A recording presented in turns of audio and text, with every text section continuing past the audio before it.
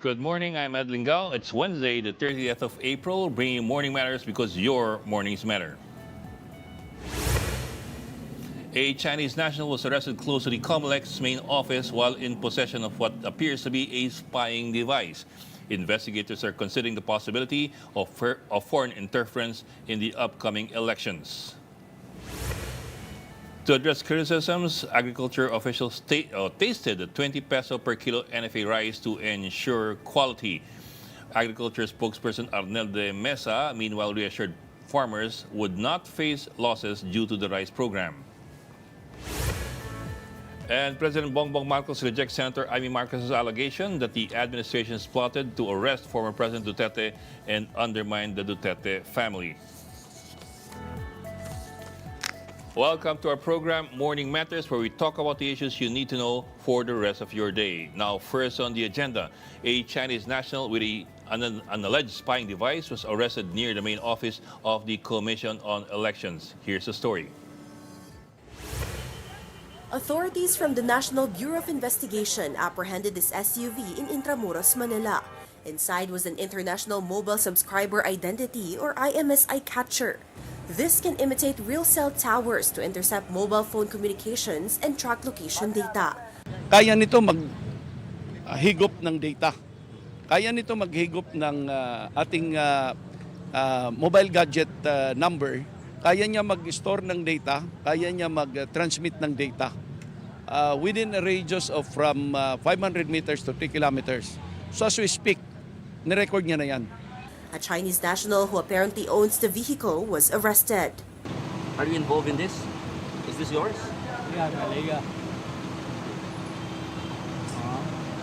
Are they just gathering information for what? Di ba? And he's telling us he's a tourist. As a tourist, bakit ka gagawa niyan? According to the NBI, the vehicle was seen around various government agencies, including the Commission on Elections or COMELEC. Authorities believe that this could be part of foreign efforts to interfere in the upcoming elections. Remember na fast approaching ang ating eleksyon, ano? Hindi natin alam kung anong pakay nila. As much as possible talaga iniingatan natin na maging maayos ang ating eleksyon, maayos ating halalan. Pero kung mayroong ganito, gumagambala ng hihimaso, ika nga, sa ating election process, hindi maganda.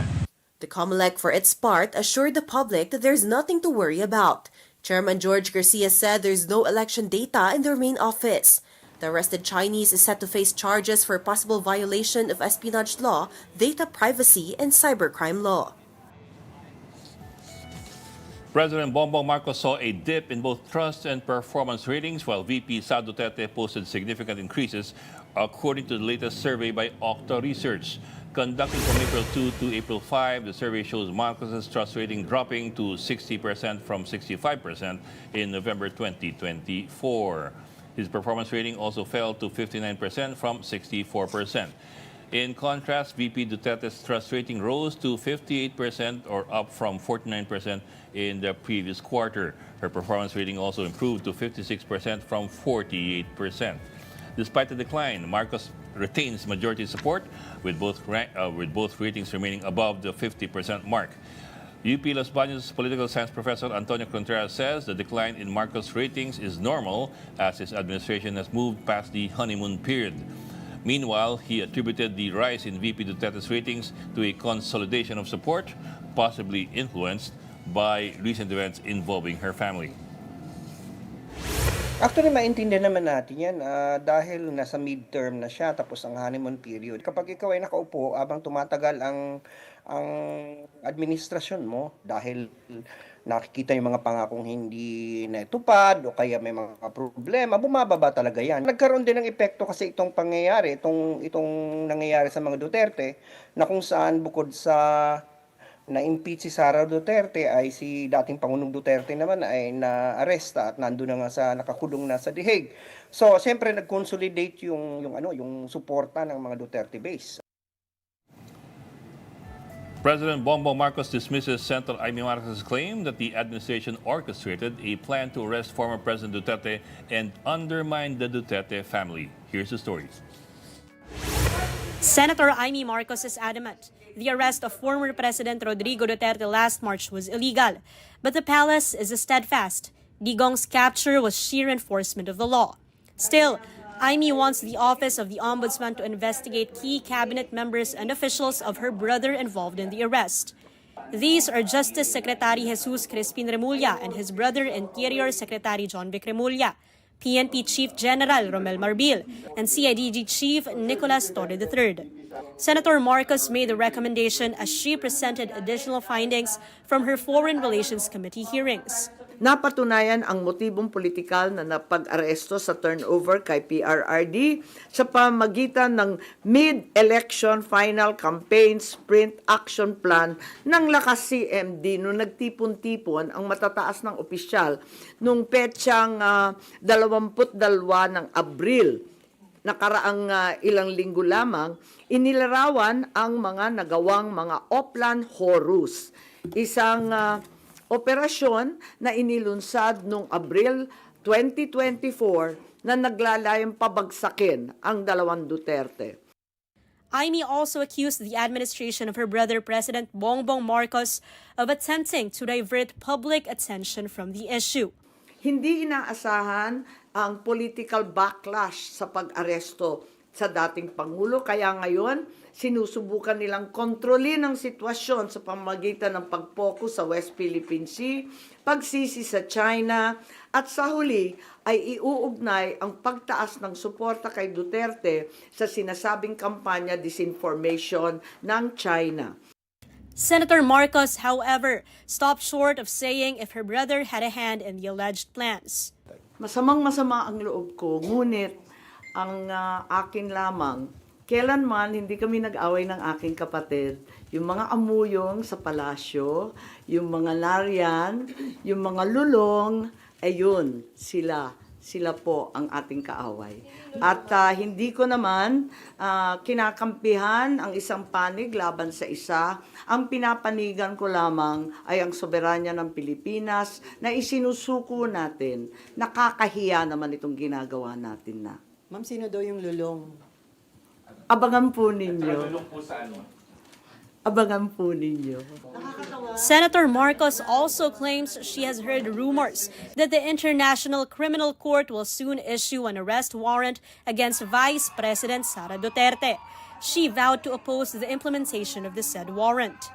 In a chance interview, after his sister's statements, the president only had this to say. Everyone's entitled to their opinion. I disagree. Meanwhile, the Remullas said they are ready to face any charges. Yeah, well, I'm happy that she believes in due process. Unlike the people that she's defending. Hindi naman tayo natatakot dyan. Kaya ginawa namin yung dapat gawin. To our best judgment. Cardinals gathered in St. Peter's Basilica for a mass to mourn the passing of Pope Francis. Dressed in the red robe, Cardinal Mauro Gambetti presided over the mass on Tuesday. Some 135 cardinals are eligible to take part in the vote for the next head of the Catholic Church. They will begin their secret conclave to elect the new leader of the global church on May 7. The date was decided during a closed-door meeting of cardinals at the Vatican on Monday. And now let's get the latest from the Vatican. We have Jovenal Francisco reporting to us live from the Vatican. Joey, kamusta kayo dyan? Good morning, Ed. In a hotel room at the Vatican. Okay. Hello. Well, we do Hello, have a Ed. time zone difference, so that's expected. Yes. Yeah. So, it's my second day yesterday of covering that congregation or meeting among the college, the members of the College of General Congregation, is that right? Cardinals. Yes. So, akala ko, Ed, ako lang ba hindi nila pinapansin kasi lagi silang gumagano sa akin. Yung mga cardinals, akala ko ako lang. So I saw the feed from Reuters and AP, our wires partners. Parang ganun din sa kanila ang mga reaction pala. So I guess it's really because since nag-start yung yung pre-conclave meetings sila, talagang meron ng vow of secrecy na in place. Parang it's like you're recusing yourself from making any public statements. Yes, that's true. Parang ngumiti naman sila, papansin naman, nagpapablitz naman sa kamay, pero they really don't wanna say anything or answer any questions with regards to the conclave that will happen on May 7.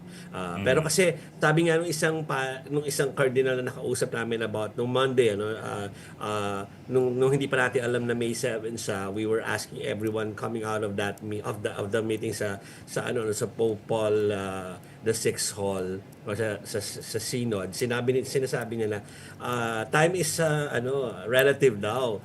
The date is relative, sabi niya gano'n. Tama naman siya doon Ed, kasi ibig sabihin kahit naman nung hindi pa inaanunsyo yon, nag-start naman na yung mga pre-conclave meetings sila with the assignments ng toka ng mga trabaho ng bawat kardinal, activities lined up from that day until the 7th. So lahat yon, at saka kung sino yung mga hindi dadalo at ano yung mga topics per day, lahat naman yung naka-determine na even before the announcement of the date. I understand what they mean by time is relative. You're talking about a church that's 2,000 years old. It's the oldest institution there is. So a week or two would be very temporal. But let me drill down a bit. I understand Cardinal Tagle has been assigned as assistant to the Camerlengo in the conclave. What does this mean? What does this entail? Is there any meaning that we can or should not be deriving from that? First of all, akala ng mga tao, joke, nung ina-advise ko yung story. Pero yes, nag-draw sila ng lots. At talagang sabihin, nabunot talaga si Cardinal Tagle. Hindi siya parang inassign dahil siya yung gusto, kundi nabunot talaga yung name niya. Okay. For yung as assistant doon sa Camerlengo. Pero ang focus niya at least yung tatlo sila, sorry hindi ko ma-pull up yung names ng dalawang kasama niya doon sa mini group of cardinals na sila yung tatlo magkakasama doon, Ed, ay yung cost and funding for the conclave, because tama nga naman hindi naman for sure may cost yun, meron kailangan gastusin. Like kanina we saw pictures from the Vatican press na ginagawa na yung marble floors ng floor ng Sistine Chapel, not to destroy it or to replace it, kundi gawing mas patag yung lalakaran, kasi may mga matatandang cardinals, hindi na pwede dun sa hindi na pwede yung marble na uneven. So ginagawa 'yon. So may cost 'yon. Yung refurbishing at least repair para masigurado na nag-work pa yung chimney. So mga ganyan. Siyempre at yung kakainin daw ng mga pope, because they'll be staying doon sa kung saan yung dorm ni Pope Francis sa Santa Marta. Doon din sila magsi-stay. So may cost lahat 'yon. At nakaatang 'yon, Ed, doon sa tatlong mini group na yung tatlong members ng mini group na yon na finance at saka funding yung pinag-uusapan kasama si Cardinal Tagle. Okay. Let me confirm something that I read, I think yesterday. Tama ba yung intindi ko na the conclave might take 2 to 3 days lamang? Did I get that right? I think, kung hindi ako nagkakamali, Ed, yun ay hindi galing sa Vatican mismo. Yung Vatican yung nagpapadala sa media ng mga briefers at saka ng mga press releases. I think galing yan doon sa mga ambush interviews nung before ma-reveal yung date. Kasi parang naaninagan rin namin yan na merong isang cardinal na nagsabi na hindi ko narinig yung date na 2 to 3 days, pero it will be faster now, sabi niya gano'n.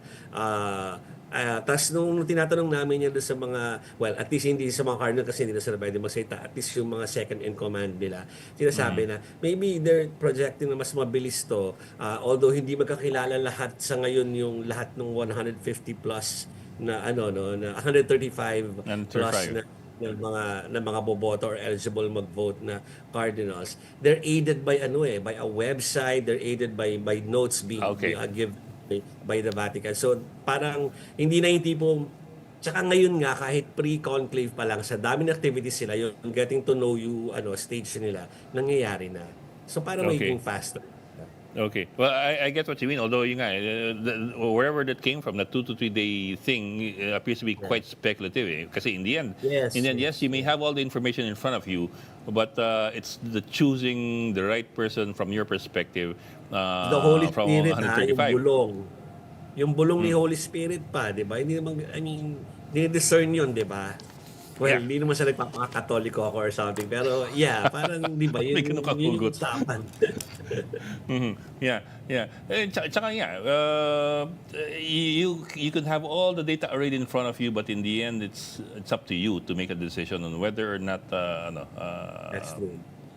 Pero you alam feel mo, it is the Ed, right kung choice. tatanungin mo ako, feeling ko yung mga hindi ko pa masasabi yung ibang mga topics nila ng mga susunod na mga 3 or 4 days kasi daily yung revelation nun eh.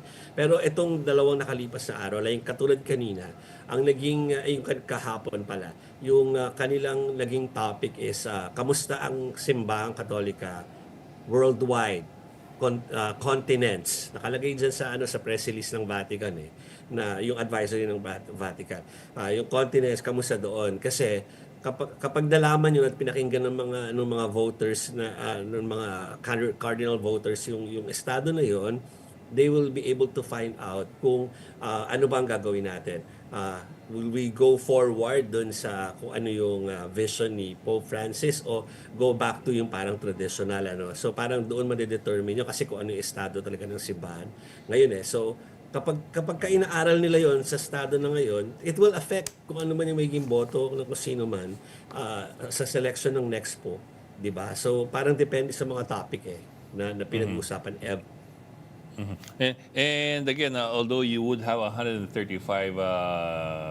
cardinals who can cast their ballots, 79 to 80% of those cardinals were appointed by Pope Francis. Not to impute Yes. anything there, but it's simply a fact that most of the people casting their ballots were selected personally by the recently deceased Pope. -3 na nga pala Ed i-add ko lang na nagtali na ulit kanina So dalawa yung may kasakit na hindi makakarating sa conclave next week.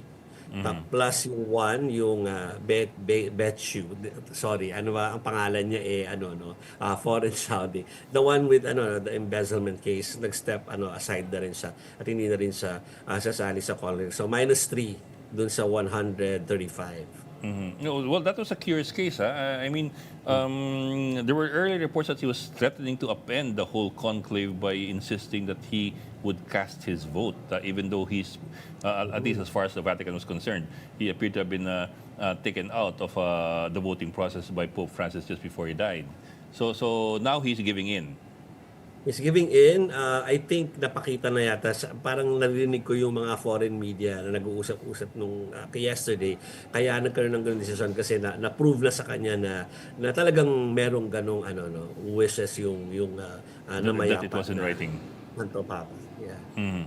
And that's also, I mean, reading upon it, surprisingly, there's a Vatican court pala that sentenced him to 5 years imprisonment. I did not know that they had their own justice system.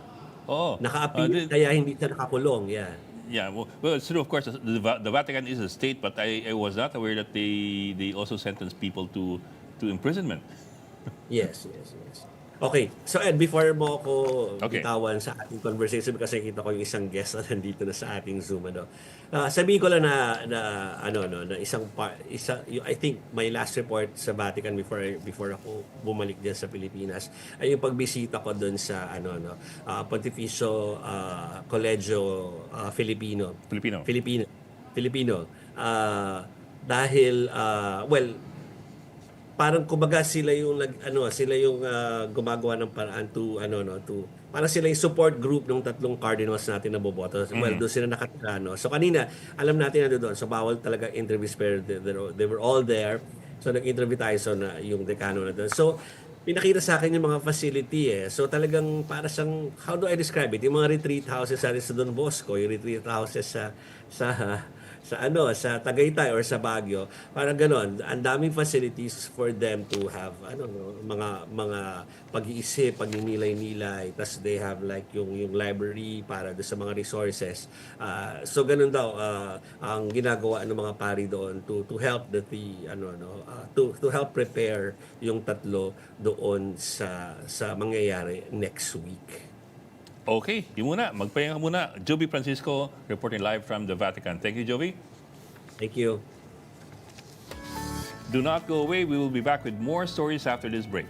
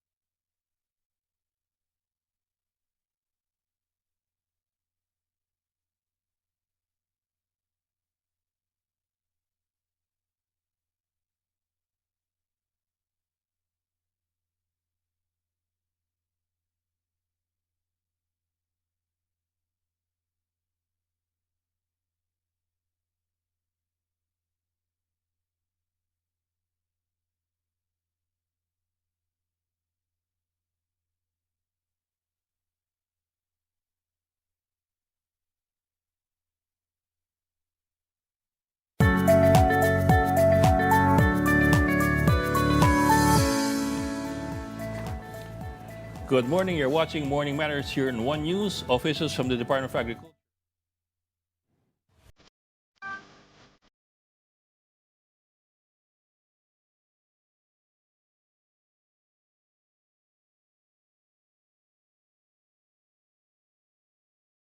Officials from the Department of Agriculture personally tasted the 20 peso per kilo NFA rice to assure the public of its quality amid criticisms. Here's the story.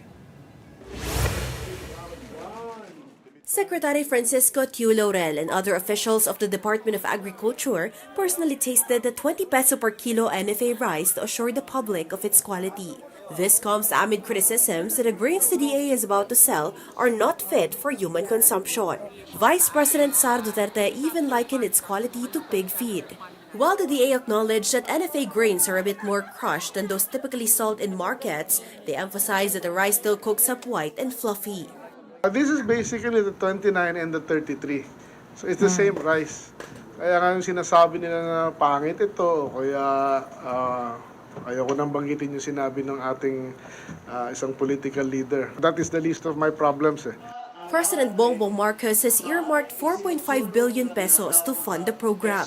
For the pilot run, the DA will release 370,000 metric tons of NFA rice, which they plan to sell until December. The agency is looking to roll out the program in the Visayas starting May 1. However, while the initiative has been exempted from the election spending ban by the COMELEC, local government units which will partly subsidize the program will also need to secure exemptions. In case this does not happen, the program's rollout will have to be postponed until after May 12 polls. Meanwhile, DA spokesperson Assistant Secretary Arnel de Mesa assured the public that local farmers would not be at a loss due to the rice program. Actually, mahal ang bili ng NFA kumpara doon sa mga local traders natin. Last year, yung bili ng NFA on average nasa 27. dahil talaga mataas yung presyo. Ngayon naman, dahil bumababa ang presyo sa international market, though mataas pa rin yung pagbili ng NFA, ang inalaw kasi ng NFA Council for dry and clean, nasa 23 hanggang 30 peso yung range ng bilihan. So depende sa lugar, nagbabago rin yung bilihan ng NFA sa bawat nabibiling palay sa ating mga magsasaka. Excuse me. And to further discuss this 20 peso per kilo rice program, we are joined by Attorney J.C.L. Pandillo, the DA Assistant Secretary for High Value Crops and Sagip-Saka and Intellectual Property. Magandang umaga po, and thank you for joining us this morning. Good morning, and good morning to everybody. Thank you po. President Marcos has allocated 4.5 billion to fund the program. I understand that's only from his contingency fund. Hindi pa kasama ho yata yung mga galing sa mga LGUs. How will this budget be managed po? The fund is being lodged now at the Food Terminal Incorporated, and that will be used to fund po our subsidized distribution of the 20 pesos, right? And we're starting it tomorrow if the local government of Cebu would get the exemption from the COMELEC to be available for sale to the public in Cebu. And on May 2, we will start selling at the Katiwa ng Pangulo centers and other stores within Metro Manila. Okay, Metro Manila by the next day. No, ma'am. Okay, I will not go into anymore the allegations of quality or lack of quality as alleged by the VP. Let me go na lang per se to the program per se. I understand, of course, the point is to make rice or cheap rice or more reasonably priced rice more accessible to the public. But I suppose the question for a lot of other people would be, how sustainable exactly is this going to be, considering that we're subsidizing the price? I understand, tell me if I'm getting the numbers right. I understand to the tune of 13 pesos per kilo po for the 20 peso rice. How sustainable po is this in the long term? For now, we have stocks of rice, and this is going to be a pilot implementation of the 20 pesos per kilo rice. So within the next 6 months, we will see how the project or the program will run and how the public will accept or how they will react to this 20 peso rice. The most important thing here is we make it available for our public to have this low-cost rice, but not poor quality, definitely. And of course, we will free up the warehouses for the rice, so we could buy rice from our farmers, especially that it's going to be it's harvest season at this time. Mm-hmm. Yes, ma'am. I understand po. The point nga is to make that reasonably priced rice accessible to the public. And that in itself is laudable. But of course, you also have that other question of as far as policy is concerned, can we afford to have this for the medium to long term? Not just for the next 6 months. Kasi nga, in the end, this is also, it is also money going out of public coffers. While yes, it does make it more accessible to the public, pero syempre, it is heavily subsidized. Yes, of course, in parallel to that, we have to make sure that we increase the productivity of our local production. And there are assistance that we provide to our farmers, especially now that the budget for our Rice Competitiveness Enhancement Fund has been effective next year. It is going to be 30 billion from 10 billion, and there are a lot of interventions that we will provide to our farmers aside from increasing their capacity to produce more and increase the yield per hectare of the production of palay. Mm-hmm. So to the sustainability, that's what we are doing continuously. Yes, ma'am. Yes, ma'am. But I also understand that's a long-term thing. I mean, we've been trying to do that for not just for this administration, but as well for previous administrations. Have been trying to make rice more less expensive to produce and more accessible to the public. I'm wondering lang whether we're getting any closer to the target. Kasi po syempre, iba pa po yung yung pag-subsidize para maging 20 pesos yung bigas versus kung talagang bumababa yung presyo ng bigas dahil gumaganda ang pag-produce o yung efficiency ng production. Where are we as far as that is concerned po? At the moment, I cannot tell you as to when we can achieve of course, we have to lower our production cost so we could reach that selling price of 20 pesos that we are aiming. We are, as I mentioned a while ago, we are continuously doing our study and research to lower the cost of production and increase the productivity of our farmers so that we could reach that level of price that we are aiming. Okay, I understand po.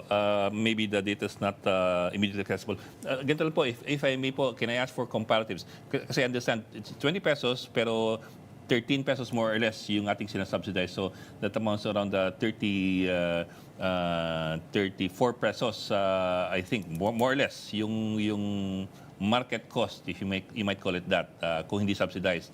Is that cheaper than before the program started, or is it the same? What do you mean? The same as the Well, ibig the sabihin po, cost?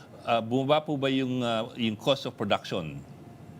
This is actually the same the rice that we have in our warehouses when we introduce the 33 pesos. Buffer stock. That's the reason for the food security emergency. So these are same stocks, but of course we have additional stocks meant after the declaration of the food security emergency. But the cost for that, the acquisition cost for the NFA is just almost the same. So we're replenishing these stocks because these are basically buffer stocks of sorts, for emergencies.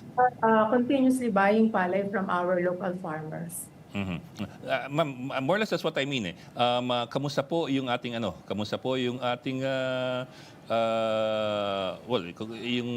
yung production costs ng rice? Is it going down, or is it staying the same?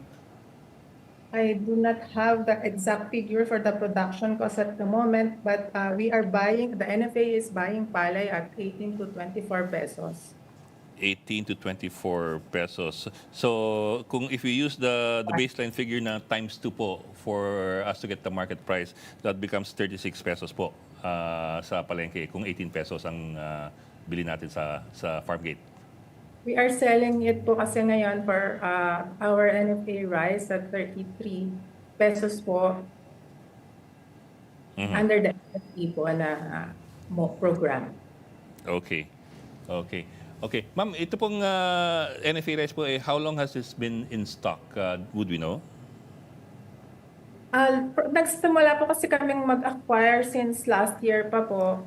So, although ang age po nito ay, kung tinatanong po ninyo kung nagde-deteriorate na po ba siya, nagsisimula lang naman po ito is kapag nagsimula na po tayong mag-mill. But ang stocks po natin ay tumatagal po ito sa ating warehouses ng 1 year, and under our FSP po kasi we could sell it naman po kapag nagsimula na po yung aging niya as early as 3 to 6 months, depende po kung palay na po ba ito or bigas na po ito.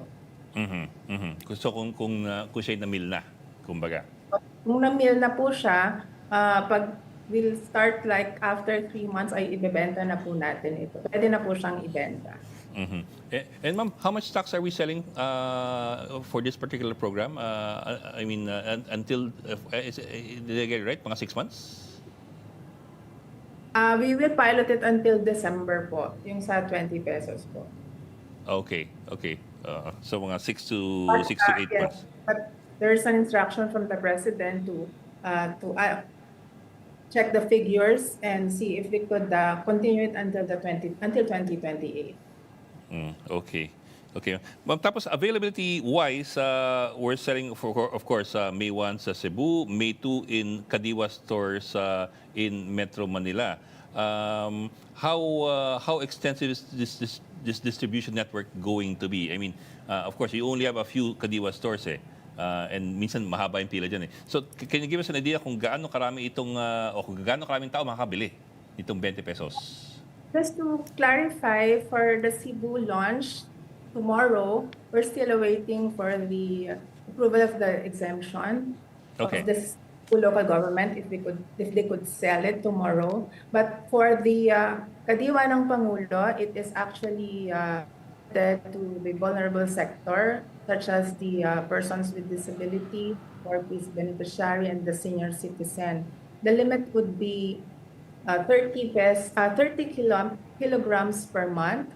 But we have 8 sites initially in Metro Manila, and then we will prioritize all those LGUs that joined us during the food security emergency. So we have in Davao City, Navotas, we have also in Nueva Ecija, in Laguna, as well as in Isabela.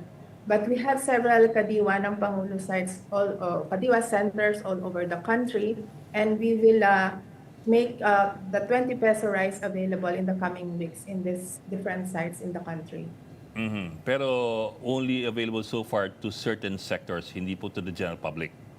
Maybe For now, but for the Yes po. LGUs, it will be available for everybody, and it's up for the LGU if they want to limit it to the vulnerable sectors in their area.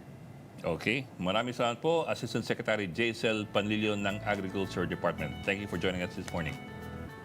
And good morning. And joining us also this morning is Sinag President Rosendo. So, sir, magandang hapon. Magandang umaga, and thank you for joining us in Morning Matters. Ed, magandang umaga sa lahat. Well, sir, my question kanina kasi to the DA was, is this sustainable to begin with? Kasi of course, it is going to be subsidized. In other words, maglalabas tayo ng pera, taxpayers' money. Of course, it's good, make it available to more people. Of course, that's very good. But in the end, have we been successful in making rice production more efficient so that mababa mag-isa ang presyo, or are we just plugging in with more money? Yeah, magandang programa ng ating government itong ilulunsad sa Cebu, and we hope nationwide. Of course, ang problema dyan, Ed, is yung pera. How much will they pour in? Yun ang isang nakikita natin. So far, ang mga miller is selling around to retailer is around 31 pesos, yung bagong giling ngayon. So kung bibili ang government sa mga miller, pwedeng makabili sa mga miller. So open naman ang mga miller to sell their rice, So wala tayong problema sa stocks kung may pondo. So yun ang kailangan yung funding, kasi ito is subsidized, around 13 pesos ang subsidy. Yun ang kailangan natin. Yes, sir. Well, actually, sir, that strikes at the root of my question. It's good to make rice accessible to more people, cheap rice accessible to more people. But is this a sustainable project to begin with? I mean, we do remember the President's promise of 20 pesos per kilo na rice. I suppose this is not exactly the fulfillment of that, because when you say 20 pesos per kilo na rice, I think we want to imagine na gumanda na ang production, kaya naging mura. Hindi lumaki ang subsidy, kaya naging mura.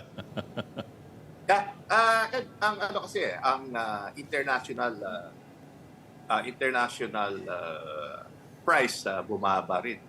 So, ang presyo ngayon ng break-even ng magsasaka is around 15.50 per kilo. Yun ang break-even ng mga magsasaka. Ang cost of production umaabot ng 55,000 to 60,000.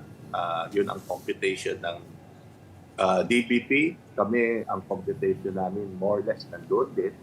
So, ang production kasi natin average nasa 3.4 tons. So, kaya we need to have a higher production, average production. Yung nationwide average natin is 4.2. May 3.5, may 5 tons. So, ang average is 4.2. So, yung cost of production nasa 15.50. Pero sa siguro ang dapat kong tinanong sa inyo gumanda ba relatively speaking? I mean, if you look at the costs of producing rice over the months or over the past 3 years, gumaganda ba ang efficiency natin ng production ng rice at kaya bumababa tuloy yung cost. Sabihin natin yung presyo. Yung presyo. Are we successful in making the rice production effort more efficient for both the farmers and for everybody else? Yeah, maraming factor kasi. Last year, we are hit by El Nino. No? And yung weather talaga, bumagsak ang ani natin. This year is better. Kung compare natin yung first quarter, ibig sabihin January to April, compare last year, mas yung tubig natin sa impounding dam, kasi considered, we have to consider everything yung sa dam ba mas mataas yung tubig this year compare last year. Ang sagot doon is mas may tubig this year kasi naka-imbak yung mga dam, no? Yung San Roque and other dam, mas mataas yung dam. Kaya yung ani natin this year, compare last year, yung first quarter, mas maganda yung ani natin this year. Pero kung compute natin yung break-even, last year kasi, bumagsak ang ani, so bumaba yung yield. No? This year, medyo gumanda yung yield, pero siyempre, bumagsak naman yung presyo, no? Yung buying price. So, yun ang problema. Kasi last year, NFA is buying at 30 pesos. This year, NFA is buying at 18 to 22. So, malayo yung maski mas malit yung ani, pero mataas yung presyo ng pagbili, advantage sa farmers. Diba? So, maraming factor. Pero yung tinatanong mo kung gumanda yung ani ng first quarter, lumaki yung ani ng first quarter. Yun ang pwede natin masagot. Kaya last year, mahirapan mag-subsidize ang government. Kasi kung 30 pesos yan, 60 pesos na ang bigas na hawak nila. Ngayon, at least kung 18 pesos, 36 pesos ang hawak nila na bigas. Diba? Yun ang computation doon. Yes, sir. So better this year compared to last year. Pero is that a factor of the weather po, or is it a factor of government policy or government success in implementing policies? Yeah, yung buhos kasi ng government last year and this year is the same, no? Ibig sabihin, compare 2 years ago, mas maliit yung buhos ng government. So itong last year and this year, kung i-compare mo 2 years ago, mas malaki yung binigay ng government sa ating mga magsasaka. Ang problema lang, yung weather natin, mas critical. No? So, kasi ang importante sa palay is yung tubig. No? So, yun ang malaking problema. So, kung sinasabi mo, intervention ng DA, sa magsasaka, mas malaking budget. Especially for this year, kami ang naghingi doon sa Senado at Kongreso. Ang gusto ng Kongreso is 10 billion lang para sa RTL.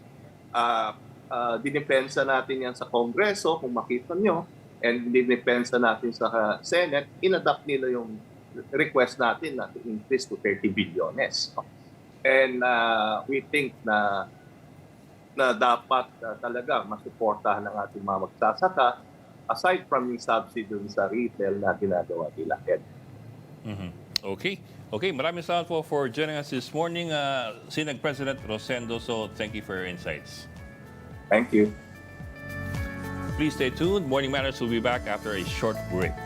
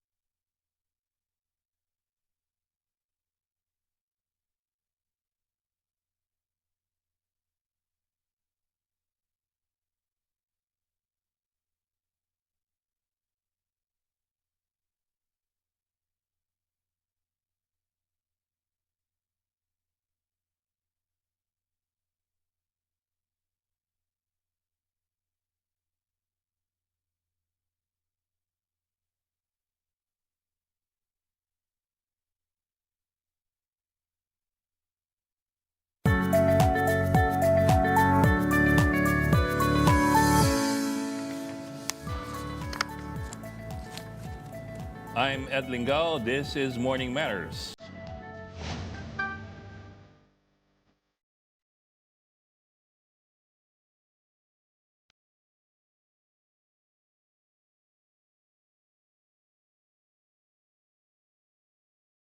Forces have concluded their joint drills at sea under the Balikatan exercises. Military personnel capped 6 days of multilateral maritime events in the West Philippine Sea, stretching from the waters of Zambales in the vicinity of Subic Bay to the Northern Luzon Command Joint Operational Area. Participating forces engaged in various maritime activities, including communications drills and gunnery exercises. The overall Balikatan ends on May 9.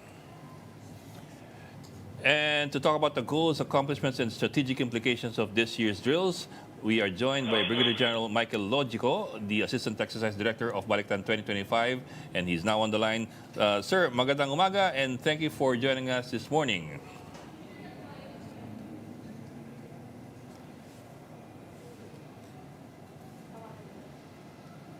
Sir, can you hear us, sir?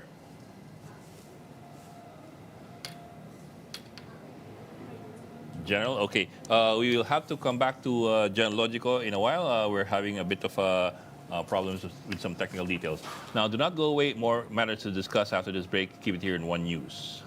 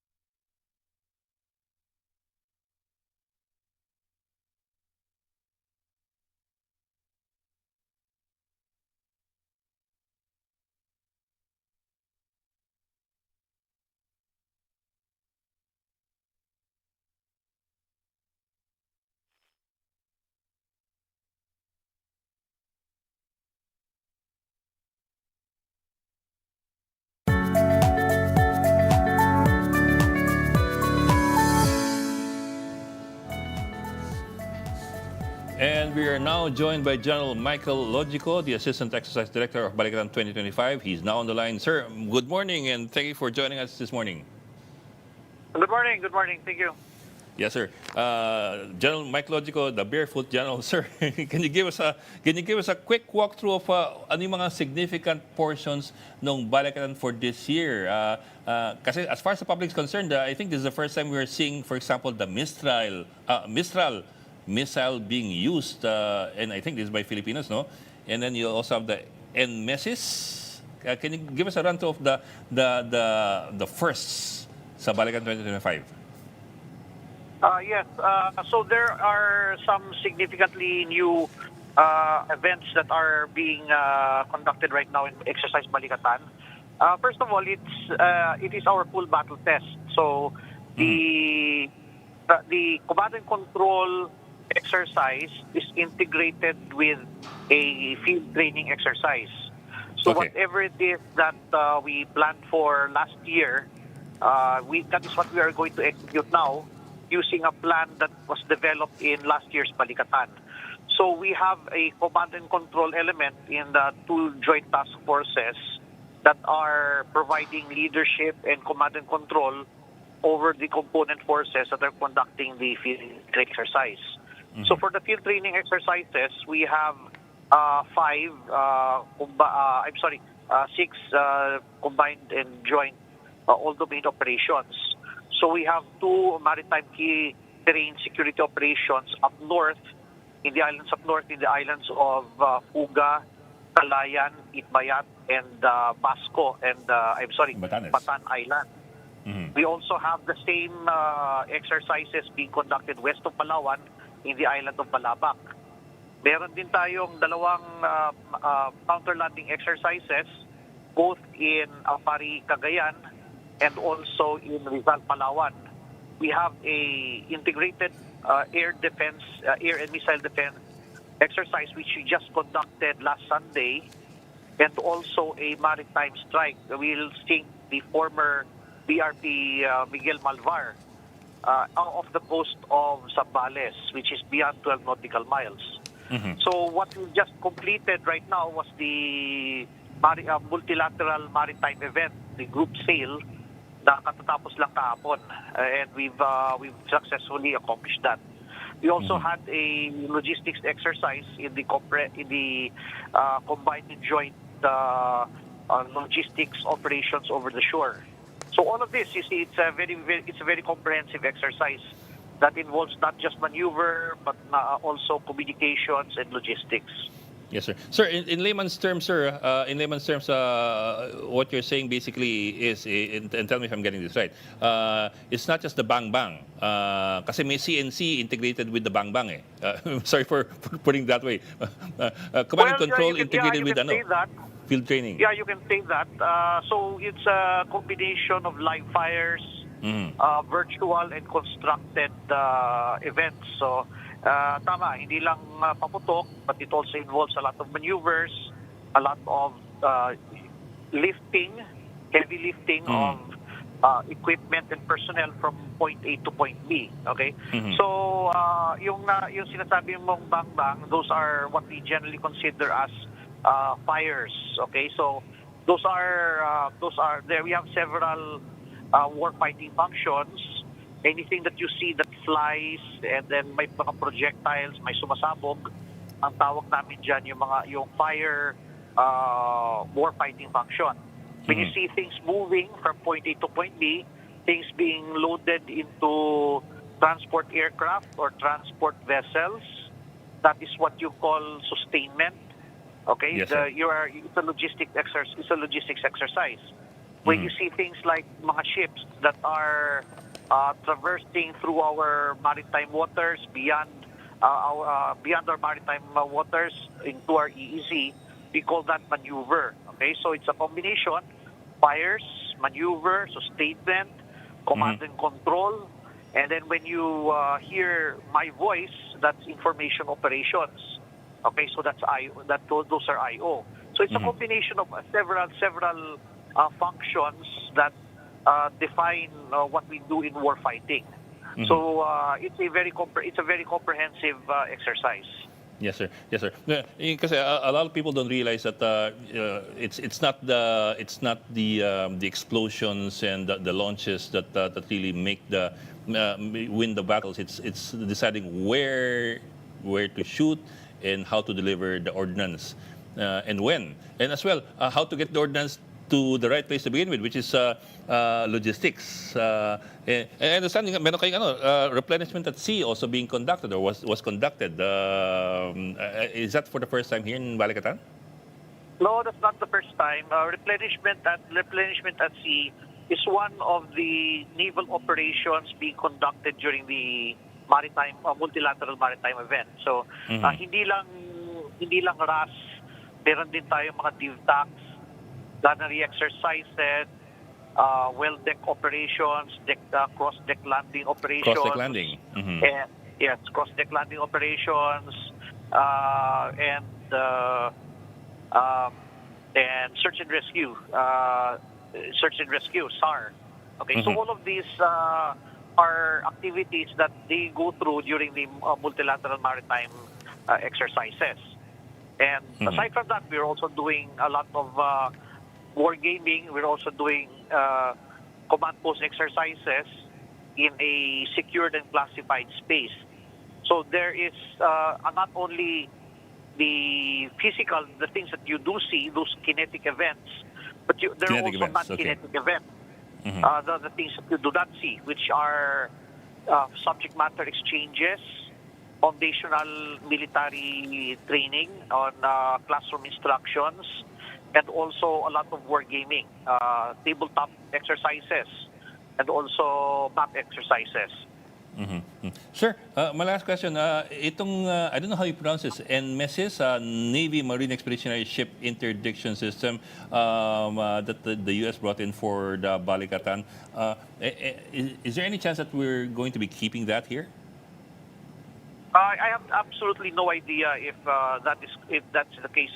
I can only speak for the exercise. I cannot speak for what happens after the exercise. So right now we have successfully conducted a rapid insertion of the Nemesis in a challenging environment, and we have successfully deployed it.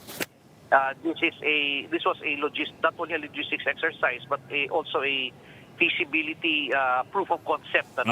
If it was possible to bring these assets up to our northern islands to provide the proper operational reach beyond our land area and into our territorial waters. This is, sir, an anti-ship missile or tama ba? An area denial missile. Yes, it's a surface ship denial asset. Tapos, sir, will this be the one used for the Malvar? I cannot say that for now. We have a lot of the assets. A lot of assets will be used in the multilateral maritime event. Okay. Okay. Meron tayong mga ginagamit na mga ship to ship or surface to surface missiles from the Philippine Navy. We are going to be utilizing the Sea Star, the Spike NLOS, and we will also be using air to surface missiles and rockets from our aircraft, F-15s, F-16s, and we will have some experimental assets as well.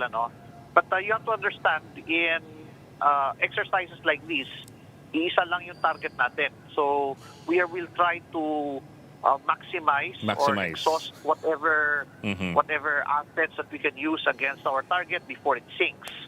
Kasi once it sinks, then the exercise is over. Yes, sir. I understand, sir.